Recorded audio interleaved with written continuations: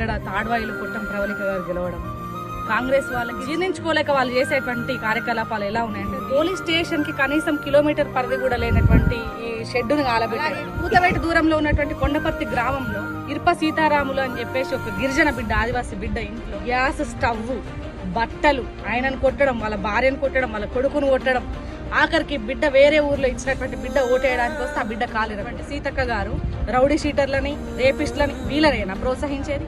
ఇక్కడ ఇంత దౌర్జన్యాలు జరుగుతూ ఉన్నాయి. గ్రామాలకు పోతే మమ్మల్ని చంపుతామంటున్నారు, పొడుస్తామంటున్నారు, మా పరిస్థితులు ఏంటి అని చెప్పేసి ప్రజలు అడుగుతా ఉన్నారు. మరి ఇలాంటి పరిస్థితులలో ఇది ప్రజాస్వామ్యంలో ఉన్నామా, నియంత్రితతో ఉన్నామా అర్థం కావట్లేదు. గెలుపోటములు అనేవి సహజం ఎన్నికలలో భాగంగా. దాన్ని జీర్ణించుకోలేక ఇలాంటి కార్యకలాపాలు చేయడం ఏంటి? దానికి సహకరించేటువంటి పోలీస్ వ్యవస్థ గానీ, దానికి సహకరించేటువంటి మంత్రి గాని తక్షణమే ఎవరైతే ఇట్లాంటి తప్పులకు పాల్పడి పార్టీలో ఉన్నారో వాళ్ళని వెంటనే మీరు సస్పెండ్ చేసి, లేదంటే మీరే స్వయంగా ఇట్లాంటివన్నీ చేపిస్తున్నారు, ప్రోత్సహిస్తున్నారు అని అనేది ప్రజలందరికీ అర్థమవుతుందని ఈ సందర్భంగా తెలియజేస్తారు. తాడోయి మండల్ హెడ్ క్వార్టర్స్ లో బీఆర్ఎస్ పార్టీ గెలుపొందేసరికి కాంగ్రెస్ పార్టీ యొక్క దుండగులు, రౌడీ షీటర్లు జీర్ణించుకోలేక మా పార్టీ సీనియర్ నాయకుడైనటువంటి దుర్గం రమణయ్య మీద భౌతిక దాడులకు పాల్పడ్డారు.